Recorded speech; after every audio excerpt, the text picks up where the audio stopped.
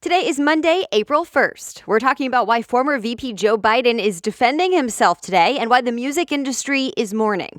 Plus, the history-making Final Four, more CBD, and April Fool's Day. Welcome to the NewsWorthy. All the day's news in less than 10 minutes. Fast, fair, fun, and on the go. I'm Erica Mandy. Thanks so much for being here. You ready? Let's do this. Well, President Trump says he might close the U.S.-Mexico border as soon as this week. And now the White House is doubling down, saying he's not bluffing. The Hill reports President Trump threatened to shut down the border because of the number of people trying to cross it illegally, and that it would also help stop drugs from coming into the U.S. He told Mexico's government to do something to help ASAP or else. At the same time, Customs and Border Protection says the border has hit a, quote, breaking point and border facilities are over capacity. Officials urge Congress to do more. But critics say closing the border could actually cause more problems. The Washington Post reports it would affect families seeking asylum as well as the economy here in the U.S. There was more than $611 billion in trade over that border just last year. And that's not all. This weekend, the State Department says at the president's direction, the U.S. will stop sending humanitarian aid, as in money, to El Salvador, Guatemala, and Honduras. Remember, those are the Central American countries where many of the migrants come from before crossing the U.S.-Mexico border. Most say they're leaving poverty and violence to seek asylum in the U.S. Supporters say cutting off aid will send a message and that the U.S. should stop interfering. Critics say if we stop working toward preventing poverty and violence in Central America, even more people will feel forced to flee and head our way.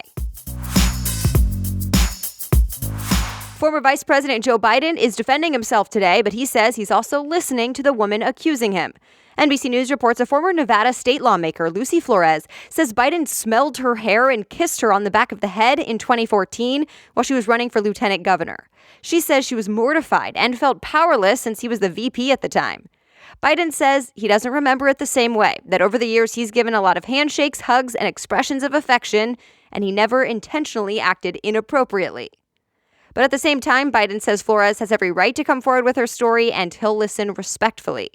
Of course, this is all happening while Biden may be running for president in 2020. He hasn't officially announced, but he has said he's thinking about it. Facebook's CEO now says he'd be okay with some government regulations. In fact, he's detailing how he thinks it should go down in a new Washington Post op-ed and on his own Facebook page. CEO Mark Zuckerberg outlined the roles he thinks companies and governments should play in four main areas: harmful content, election integrity, privacy, and data portability, as in moving data from one service to another. He gets into some detail about it. For example, he calls on governments to set common standards for how to verify people behind political ads. And he says governments should play a role in what speech is allowed online. He also calls on governments around the world to come up with a common framework for privacy rules so the internet isn't so split. He pointed to Europe's new stricter rules known as GDPR. Of course, for years now, Facebook has faced a lot of criticism about these very areas he's talking about. ABC News points out he told Congress last year that he's not against regulation, he just wants it to be the right regulation. Get ready, cold weather is coming back. The Weather Channel says much of the U.S. will see some colder temperatures today. Arkansas and Tennessee, for example, can expect some freezing temps early this morning. And on the East Coast, where they just had weather in the 70s over the weekend, ABC News says they can now expect temperatures to drop about 30 degrees. But the warm spring weather will be back soon. A quick break to thank today's sponsor, Audible. The Wall Street Journal reports Michelle Obama's memoir is on track to becoming the best-selling memoir in history.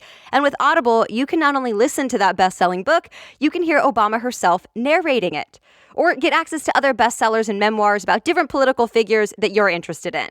Or take a break from news altogether and listen on the go to motivation and mysteries. Audible has the largest selection of audiobooks on the planet right now, and they always have great suggestions in various categories if you're not sure where to start. And just like this podcast, Audible is convenient. You can listen on any device, anytime, anywhere, at home, the gym, your commute, or while traveling. Audible is the best place to listen to the most inspiring minds and the most compelling stories.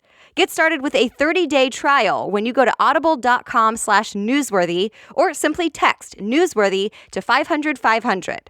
That's Audible, spelled AUDIBLE, audible.com/newsworthy, or text newsworthy to 500-500. And listen for a change. Now, back to the news. March may be over, but we're still talking about March Madness. In fact, we're now down to the Final Four of the NCAA tournament. So who's left? Michigan State, Texas Tech, Auburn, and Virginia. Michigan State beat top-seeded Duke last night, 68-67. CBS Sports says Texas Tech and Auburn are both in the Final Four for the very first time in school history, and Virginia hasn't made it this far since 1984. The Final Four matchups are next Saturday in Minneapolis. It's the first day of April, so you know what that means, April Fool's Day. But one company is banning all types of pranks. The Verge reports Microsoft warned their employees this year not to take part in April Fool's Day. The company says they have more to lose than gain by trying to be funny. At the same time, Google is known for releasing random things on April Fool's Day, and this year is no different. Engadget says the iconic Snake game from the 90s will be added to Google Maps, which will let you play the game around major cities, at least for the next week. Well, about a week after CVS said it'll have CBD products, Walgreens now says it will too. USA Today reports Walgreens plans to roll out cannabis-based sprays, creams, and patches to 1,500 Walgreens stores around the country. CBD is a cannabis compound derived from hemp. Some say there are potential health benefits like relieving anxiety and muscle pain, but it won't get you high. CBD has become even more mainstream since the Farm Bill passed in December. It legalized hemp, which means CBD is okay in most states, at least in topical products. In entertainment news, we start today with a sad one. Grammy-nominated rapper Nipsey Hussle has died. NBC News reports he was shot and killed in Los Angeles yesterday, just outside the clothing store he owns called The Marathon. Variety reports big names in the music industry were paying tribute to him on social media, like Drake, who said they were planning to do a song together this summer. Others praised him for doing great work within his community.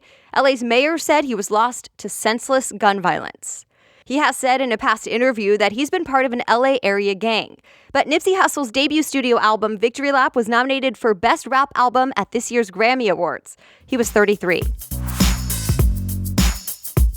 Legendary rock band The Rolling Stones have postponed their North American tour. Lead singer Mick Jagger needs medical treatment. Page Six says doctors have told him to rest during undisclosed medical treatment, but that he'll make a full recovery. The tour was set to start later this month. Now the AP says ticket holders are asked to keep their tickets. The tour is still expected to happen, just at a later date. The remake of Dumbo premiered this weekend and was #1 at the box office. It brought in $45 million, but Variety says that's the lowest star for any of Disney's live-action remakes. The remake of Beauty and the Beast and The Jungle Book both brought in more than $100 million on their opening weekends. The horror film Us was at #2, and Captain Marvel came in third. By the way, Dumbo is the first of 3 Disney remakes coming to theaters this year, so stay tuned. And that's it for today. You are caught up from the weekend. As always, I so appreciate it if you let your friends know about the Newsworthy. And if you're interested in reading more about any of the stories we talked about, I list all the links to the articles referenced in today's show notes. Just go to the homepage of thenewsworthy.com, click episodes, and then look for today's date. The Newsworthy is ready for you to listen every weekday by 4 in the morning. I'll be back with more news tomorrow. Have a great day.